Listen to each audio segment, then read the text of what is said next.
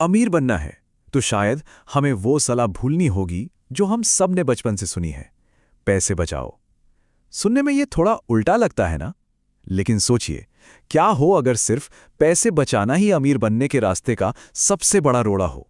चलिए आज इसी के पीछे का सच जानते हैं। ये बात जितनी सीधी है उतनी ही गहरी भी।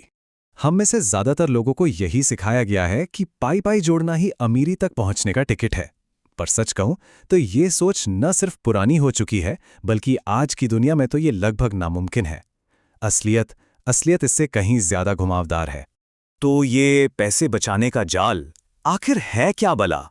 चलिए सबसे पहले इसी को समझते हैं।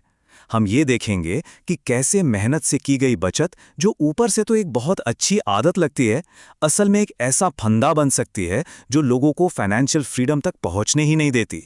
देखिए, यहां मकसद किसी के सपनों को तोड़ना नहीं है, बिल्कुल नहीं। बात बस इतनी सी है कि जिंदगी भर धीरे धीरे बचत करके बुढ़ापे का इंतजार करने से बेहतर कोई और रास्ता है क्या? कोई ऐसा रास्ता जो जवानी में ही आर्थिक सफलता तक ले जाए? सवाल टाइमलाइन का है, सपने का नहीं। तो फिर असली जड़ क्या है? क्यों वो पैसा जो बैंक में एकदम सुरक्षित लगता है, असल में धीरे धीरे गायब हो रहा है? ये एक ऐसे अदृश्य चोर की तरह है जो हमारी बचत को लगातार कुतर रहा है। चलिए समझते हैं कि ये हो कैसे रहा है। इसका सारा जवाब इस एक शब्द में छिपा है, फिएट मनी। ये वो पैसा है जो हम और आप रोज इस्तेमाल करते हैं। रुपया, डॉलर, यूरो। इसकी अपनी कोई कीमत नहीं है, जैसे सोने या चांदी की होती है। इसकी कीमत सिर्फ इसलिए है क्योंकि सरकार कहती है कि इसकी कीमत है। मतलब ये पूरा खेल भरोसे पर टिका है। इसको ऐसे समझते हैं, एक तरफ है सरकारी पैसा, जिसे सरकारें जब चाहें जितनी मर्जी छाप सकती हैं। वहीं दूसरी तरफ है सोना, जिसकी सप्लाई दुनिया में लिमिटेड है। एक चीज असीमित है, दूसरी सीमित, और बस यहीं से सारा खेल पलट जाता है। ये कुछ मोनोपोली के खेल जैसा ही है। उस खेल में भी तो कागज के नोटों की कीमत सिर्फ तब तक होती है जब तक खेल चल रहा है। जैसे ही खेल खत्म, वो पैसा रद्दी बन जाता है। हमारी दुनिया का फिएट मनी भी सच कहें तो कुछ इसी तरह काम करता है। और इस सिस्टम में जब कोई अपना पैसा बैंक में रखता है तो बदले में क्या मिलता है? मुश्किल से ½ % का ब्याज। ये तो मजाक जैसा है, जबकि बैंक उसी पैसे को आगे लोन पर देकर कहीं बड़ा मुनाफा कमाते हैं। फायदा हमारा नहीं, सिस्टम का हो रहा है। चलिए एक मजेदार सा थॉट एक्सपेरिमेंट करते हैं। जरा सोचिए, अगर कोई आज $10,000 बैंक में रख के 1000 साल के लिए सो जाए, जब वो जागेगा तो क्या होगा? ये छोटी सी कल्पना हमें महंगाई की असली ताकत दिखाएगी। तो 1000 साल बाद नतीजा क्या निकला? वो $10,000 बढ़कर शायद $15 लाख हो गए। पर अब उन $15 लाख से शायद एक ढंग की चॉकलेट भी न खरीदी जा सके।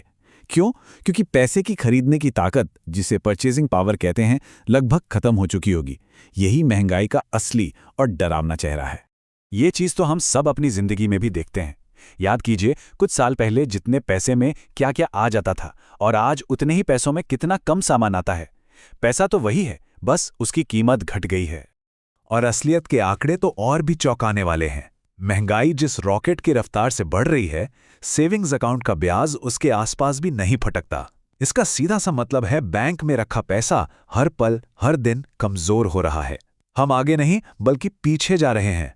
तो समस्या तो बिल्कुल साफ है, पर अच्छी खबर यह है कि इसका एक समाधान भी है।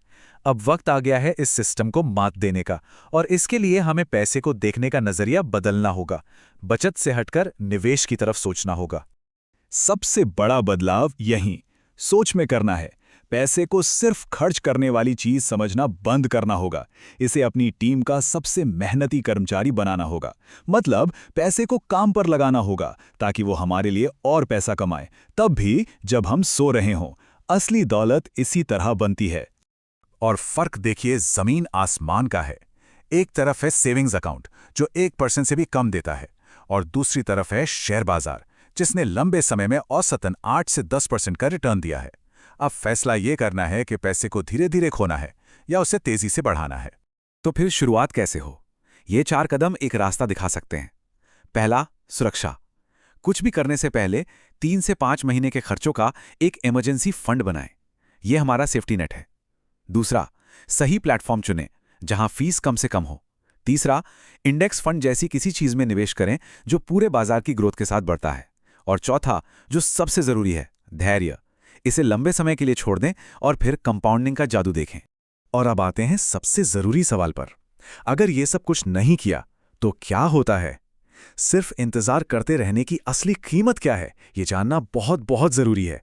ये सवाल शायद हम सब ने कभी ना कभी खुद से पूछा है, किनारे पर बैठकर दूसरों को आगे बढ़ते देखना और ये सोचना कि अरे हमारी बारी कब आएगी। इसी एहसास को इकोनॉमिक्स की भाषा में अपॉर्चुनिटी कॉस्ट कहते हैं। मतलब कुछ ना करने की वजह से जो मौका हाथ से निकल गया, उसकी कीमत। चलिए एक असली उदाहरण देखते हैं। 2021 में सिर्फ कुछ महीनों के अंदर टेस्ला के स्टॉक की कीमत में जबरदस्त उछाल आया।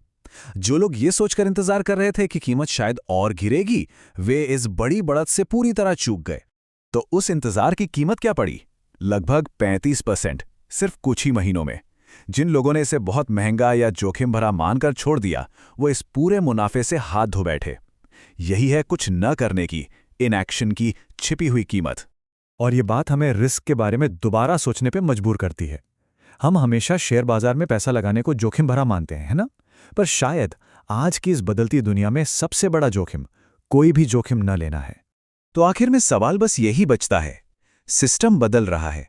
निवेश का रास्ता शायद आगे ले जा सकता है, जबकि सिर्फ बचत का रास्ता धीरे धीरे पीछे धकेल रहा है। ऐसे में इनएक्शन की, यानी कुछ न करने की कीमत क्या चुकानी पड़ रही है, ये फैसला हर किसी को खुद करना है।